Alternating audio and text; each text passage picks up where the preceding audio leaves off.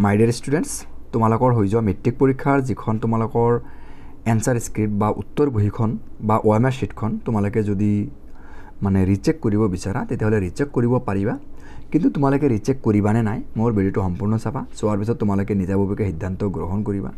কাৰণ তোমালোকৰ ৰিচেকিং কৰিবৰ কাৰণে সেৱাৰ তৰফৰ পৰা এইটো অফিচিয়েল এটা নোটিফিকেশনৰ নিচিনা ওলাইছে সো ইয়াতে একচুয়ালি ৰিচেকিংৰ ওপৰত কি কথা লিখা আছে মূল কথাখিনি আলোচনা কৰিম ৰিচেকিং কৰিবৰ কাৰণে তোমালোকৰ এটা অফিচিয়েল ৱেবছাইটত যাব লাগিব sevaonline.org এই অফিচিয়েল ৱেবছাইটত গৈ তোমালোকে ৰিচেকিংৰ কাৰণে এপ্লাই কৰিব পাৰিবা ইয়াতে এপ্লাই কৰা গোটেই প্ৰসেস বিলাক দিয়া আছে তোমালোকে এই প্ৰসেস অনুযায়ী যিকোনো এটা কম্পিউটাৰ দোকানত গৈ বা তোমাৰ নিজৰ স্মাৰ্টফোনৰ যোগেদিও তোমালোকে ৰিচেকিংৰ কাৰণে এপ্লাই কৰিব পাৰিবা সো ৰিচেকিংৰ কাৰণে তোমালোকে এপ্লাই কৰিবানে নাই ভিডিওটো হেকলৈকে চোৱাৰ পিছত তোমালোকে সঠিক সিদ্ধান্ত গ্ৰহণ কৰিবা তো তোমালোকে ৰিচেকিং কৰিবৰ কাৰণে পাৰ সাবজেক্টত তোমালোকৰ 400 কৈ रुपीस লাগিব এতিয়া ধৰা তুমি দুটা সাবজেক্টৰ ৰিচেকিং কৰিব বিচাৰা তেতিয়াহলে তোমাৰ লাগিব 800 লাগিব এটা সাবজেক্টৰ যদি তুমি ৰিচেকিং কৰিব বিচাৰা 400 লাগিব ঠিক আছে ঠিক এনেকুৱা ধৰণৰ কথা আৰু ৰিচেকিং মানে কি বুজায় সো ৰিচেকিংৰ যেটো মানে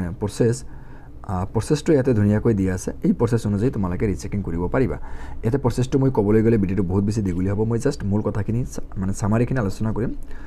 সো তোমালোকে ৰিচেকিং মানে কি বুজায় এই কথাটো মই পিছত আলোচনা কৰি আছো সো তোমালোকে ৰিচেকিং কৰা ডেটটো কেতিয়াৰ পৰা আৰম্ভ হৈছে এতিয়া মই দেখাই দিবলৈ চেষ্টা কৰিম তোমালোকৰ পৰীক্ষাৰ ৰিজাল্ট দিয়াৰ ঠিক দুদিন পিছত মানে এপ্ৰিল মাহৰ 20 তাৰিখত ৰিজাল্ট দিছিলে এপ্ৰিল মাহৰ 22 তাৰিখৰ পৰা এই ৰিচেকিংৰ যেটো প্ৰসেস অনলাইন পৰ্টেলত তোমালোকে এপ্লাই কৰা প্ৰসেসটো আৰম্ভ হৈছে আৰু মে মাহৰ 7 তাৰিখলৈকে তোমালোকে বিচাৰিলে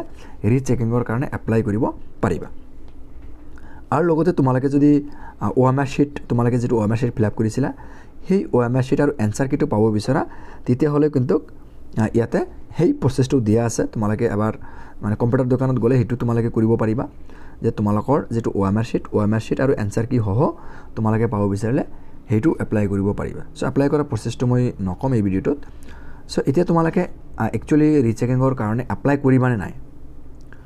সো ইয়াতে এটা পয়েন্টস আছে 7 নম্বৰ পয়েন্টটো এই কথাটোকে বুজাইছে যে ইয়াতে 7 নম্বৰ পয়েন্টটো ভেৰি ভেৰি ইম্পৰ্টেন্ট পয়েন্ট ইয়াতে কৈছে the candidate shall note that rechecking of answer script shall not mean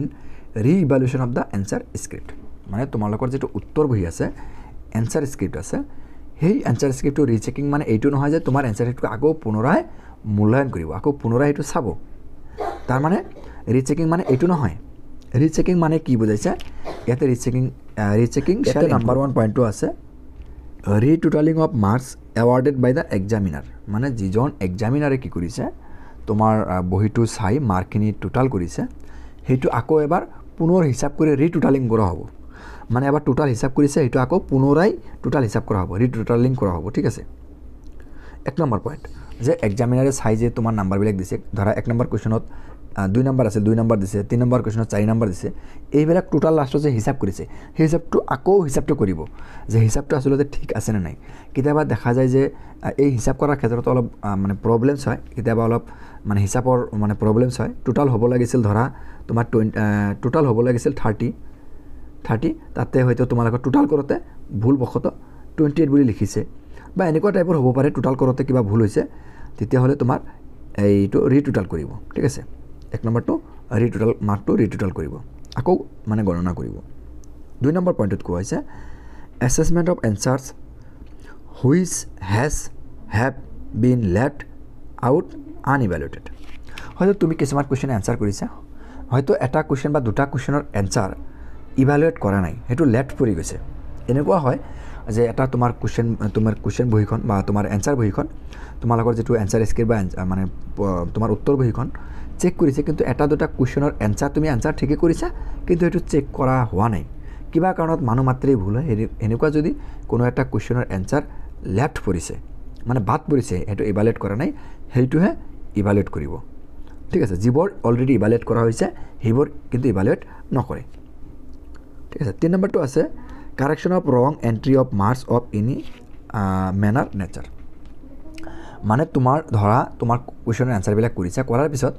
ধৰা তোমাৰ 2 নম্বৰ এটা মই উদাহৰণ দিছো যে 5 নম্বৰ কোৱেশ্চনত তুমি 5 পাইছা 5 নম্বৰ কোৱেশ্চনত 5 পাইছা কিন্তু হেই 5টো তুমি যেতিয়া কাউন্টিং কৰি যে মানে কিবাটো লিখিব লাগে তোমাৰ বহিৰ ওপৰত যে তাত মানে কোৱেশ্চনৰ এগেইনষ্টত ধৰা 5 নম্বৰ কোৱেশ্চনত মাৰ্ক তুমি পাইছা 4 মাৰ্ক পাইছা সেইটো আকৌ ফ্ৰণ্ট পেজত তোমাৰ যেটো মানে এনসাৰ স্ক্ৰিপ্ট তাত মানে ফ্ৰণ্ট পেজত লিখিব লাগে হয়তো 5 নম্বৰ কোৱেশ্চনত তুমি 4 পাইছা কিন্তু ভুল বখত দেখা গ'ল 5 নম্বৰ কোৱেশ্চনৰ এগেইনষ্টত তোমাৰ ইয়াতে 2 লিখিছে মানে 4 লিখাৰ ঠাইত 2 লিখিছে এনেকুৱা যদি কিবা ভুল হৈছে মাৰ্ক এন্ট্ৰিৰ ক্ষেত্ৰত যদি ভুল হৈছে কোৱেশ্চন নম্বৰ 5ত তুমি পাইছা 4 কিন্তু তাতে এন্ট্ৰি কৰিছে 2 এনেকুৱা যদি কিবা ৰং এন্ট্ৰি হৈছে ৰং এন্ট্ৰি হ'ব পাৰে মানুহ মাত্ৰে ভুল হয় সো এনেকুৱা যদি ৰং এন্ট্ৰি হৈছে মাৰ্কৰ তেতিয়া হলে হেতু কাৰেকচন কৰা হ'ব কিন্তু তোমাৰ উত্তৰ বহিখন আকৌ পুনৰাই ইভালুৱেট কৰা নহব সো তুমি এতিয়া সিদ্ধান্ত লবা তোমাৰ বহিখন তুমি একচুয়ালি কিবা কৰিবানে নাই তুমি ৰিচেকিংৰ কাৰণে তুমি এপ্লাই কৰিবানে নাই তুমি নিজাববীয়াকৈ সিদ্ধান্ত লবা আৰু যদি তুমি দুটা এটা সাবজেক্টত ফেল কৰিছা সৰ্বোচ্চ 3টা সাবজেক্টলৈকে ফেল কৰিলেও আৰু 170 মাৰ্ক তুমি পাইছা তেতিয়া হলে তুমি কিন্তু কম্পাৰ্টমেন্টাল এক্সাম দিয়াৰ ব্যৱস্থা আছে হয়তো অতি সোনকালে কম্পাৰ্টমেন্টাল এক্সামটো হ'ব তোমালোকে কম্পাৰ্টমেন্টাল এক্সামত এপিয়াৰ হ'ব পাৰিবা আৰু তোমালোকে এতিয়া নিজাববীয়াকৈ সিদ্ধান্ত লবা আৰু যিখিনি মানে এপ্লাই কৰা প্ৰসেছ ৰিচেকিংৰ কাৰণে হেতু তোমালোকে যিকোনো এটা কম্পিউটাৰৰ দোকানত বা তোমালোকে যিকোনো এক্সপাৰ্টৰ লগত আলোচনা কৰিলে তোমালোকে এটো সেবাৰ অফিচিয়েল যেটো ওয়েবসাইট আছে ইয়াতে ওয়েবসাইটটো দি দিছে এই ওয়েবসাইটত গৈ তোমালোকে কিন্তু চেক কৰিব